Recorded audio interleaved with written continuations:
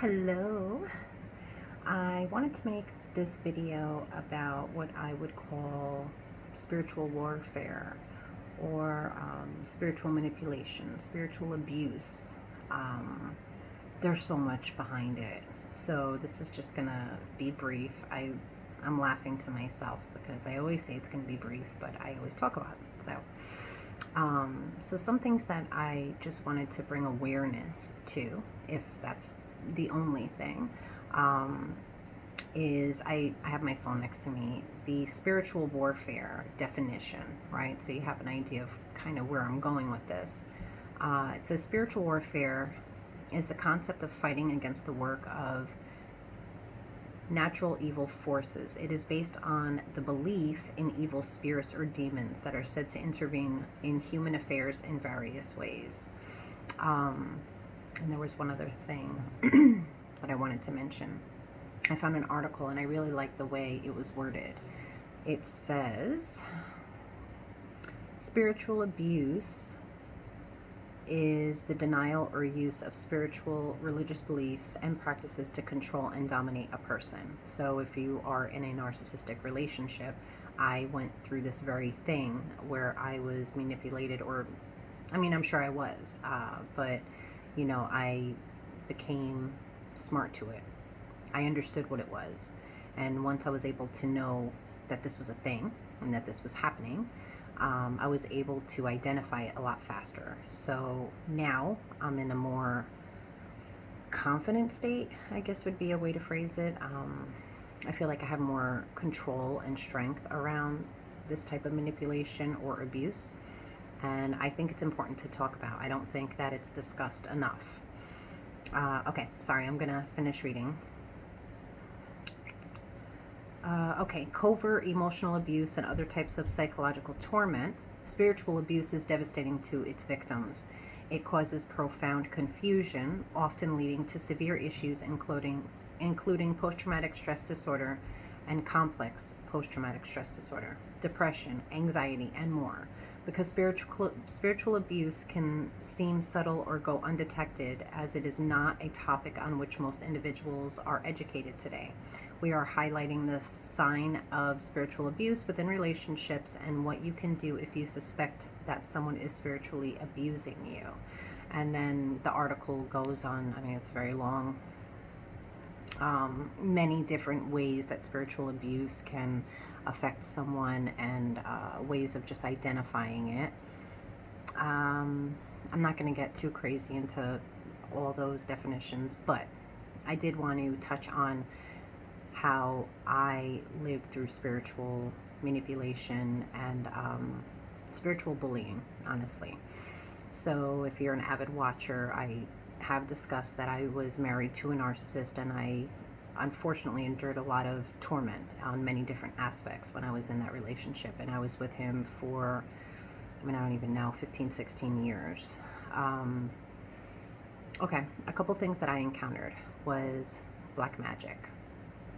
If you're familiar with black magic or anything on the dark spectrum of that, there's a lot of different methods to black magic, a lot of different beliefs to black magic, and I'm not here to get into all of that. Santeria, voodoo, witch doctors, offering altars. I had those in my house when I was in that relationship consensually. I had found candles. He would light candles that were bought from botanicas, from botanicas, like spiritual stores, and they would have certain saints on them. And what he would do is he would write my name like this and like this across it with a black marker, so it was like an X on the candle, and they would be lit. And I'd walk in the house like, okay, blew it out. What else? Oh, another time I found a little bottle that was probably about this big, and it had like an oil in it. And when I examined it further, I realized there was a little piece of paper inside that bottle. And I wasn't going to open it and take it out, but as I was moving it around, I was able to read that it had my name on it. So I had found that. What else? Oh, another time he had told me that he had spoken to this witch doctor, and this witch doctor said that I had this generational curse on me, and it had been in my lineage for many, many, lifetimes, and that I am now living the curse of all my ancestors. So I had to take this bath, and he was like, I ordered you this bath, you're gonna have to take this bath. And I was like, I'm not gonna take the bath. And so if you're in a relationship with a narcissist, you know that it is virtually impossible to have your own opinion. It's virtually impossible to make your own decisions and to be your own advocate, which AKA is your right to live. So, that's some fucking bullshit, that nobody should take those choices from you or make you feel bad for decisions that you make for yourself, regardless of what your religion is. I'm glad I said that. I'm bummed out because I have something I wanted to show you and I didn't grab it before I started my video, so I will pause it to go grab it. But there was something else that I found fairly recent. Now, just a little recap. I have not been I'm not divorced yet, but I haven't been in a relationship with him for at least 2 years. Okay. And I still deal with this. I still deal with this supposed spiritual manipulation that he tries to control me with. He thinks that it's some sort of relatability between him and I. He knows that I am a very spiritual person, and I know the word spiritual can mean many different things, but that's why I stopped talking about what I believed in, because I noticed that he was using the things that I was saying to paint his mask. So if I said, I'm really into numerology, or, I did my birth chart and I was looking up this, or I was looking, next thing I know, he's a numerology expert. And I'm not even playing it. It's by like the end of the day or the very next day. He's got a buttload of information that he looked up, and that's what they do. They study things. They study and they're calculating.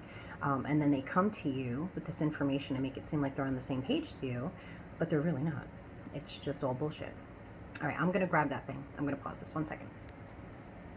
I'm back. Okay, so don't mind the noise. So this bag, right, I just untied it because I didn't want it to make a ton of noise while I was, it's going to get dust on it. So I'm going to show you what's in this bag. And I just recently found this, by the way. Hold on.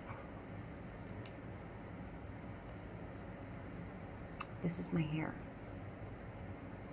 Obviously my hair's lighter now. So I was very confused when I found this, because so when I left my marriage and I left my house that I lived in with him, because he refused to leave, by the way. So I was like, fine, I'll leave. I left almost all of my stuff behind, honestly. When I tell you I had maybe, 5 pairs of pants and a couple shirts, because when I left, I had to bring 1 suitcase with me, and I had a very big suitcase, but I have 3 kids. So I packed the majority of the stuff was my kids' stuff, and I left very little for myself, which is normal, right? That's what moms do. So the reason why I'm mentioning that is I left behind brushes and, flattening irons and, all these things that us girls use that are really not that important. Yeah, I left them all behind. So that's how he got my hair. That's crazy, right? So now when I had been presented, because this type of thing had went on for many years in my relationship, and even after I left the relationship, he was trying to instill fear in me about this spirituality, and how he has a babalu, if you're familiar with Santeria and stuff like that, how he's working with witch doctors, and how this one threw shells for him, and he would always find a reason to talk to me about black magic and like the things that people are usually scared of, putting curses on people and stuff like that. So one thing that helped me out, because I know I'm not alone in this, and I know that people do this shit and they just don't talk about it, is I would not allow it to affect me. especially in front of him. I would not even engage in any back and forth conversation. Again, you can't control what someone says to you. Like, you can't, I don't know if you remember in Beetlejuice, they like threw the thing and he couldn't talk anymore, right? So it's like, we can't do that in real life. I wish we could. I'd be doing that to a lot of people, but we can't, especially him. So I can't control what he says, and I can't control these type of things from coming out of his mouth, these ignorant, spiritual, slander, abusive, threatening things. So I'm not gonna lie, there were times where I was scared, and I was like, should I be taking this serious? There were times where I was a believer. I've dove into many different things, Wicca, and I've dabbled with Santeria. I've done certain things where I've gotten guidance in that way. So I am familiar with that type of stuff to an extent. I'm not overly educated, but I do know that at the end of the day, we allow fear inside ourselves. So I had to remind myself that, regardless if it was true or not, right? Because who am I to say that these things are true or if they're not? All I can do is control how anything around me affects me, right? So number one is my state of mind, my mental clarity, my mental health. If I'm scared that someone put a curse on me and someone's doing black magic on me, then I'm already living that existence. The minute I allow that fear in, I'm living that existence. And I reached out to a bunch of people just to kind of explain to them like what I was dealing with, and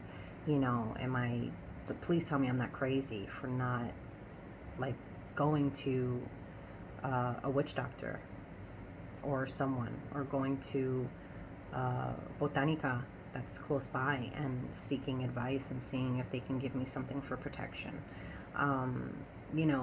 Your belief system is really what's gonna keep you strong through something like this. If you don't have a belief system, you need to find one. You need to find something that resonates with you. And even if it's just you, right? The belief that you are in control of what you allow affect you.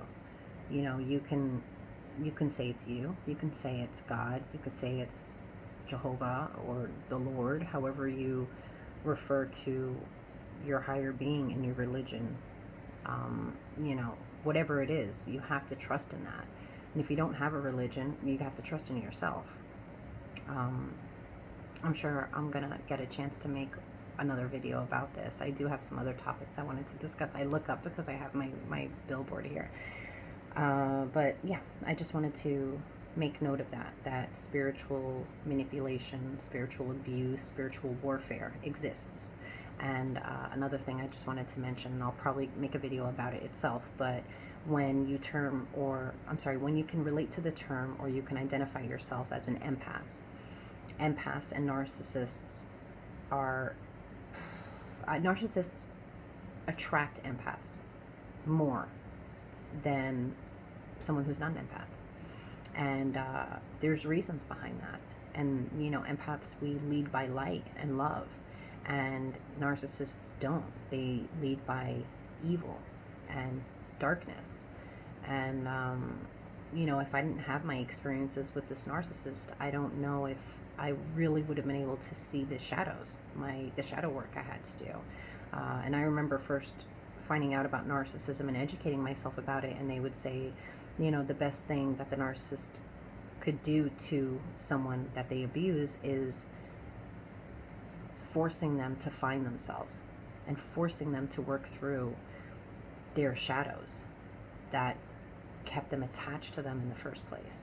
And I believe that my shadows, my past, my traumas are the reason why I stayed in that situation for as long as I did. So I personally just believe that I resonate with that.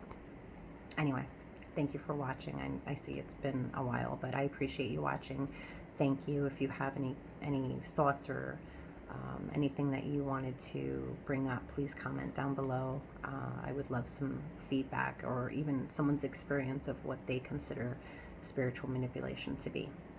I am sending you love and strength, and thank you.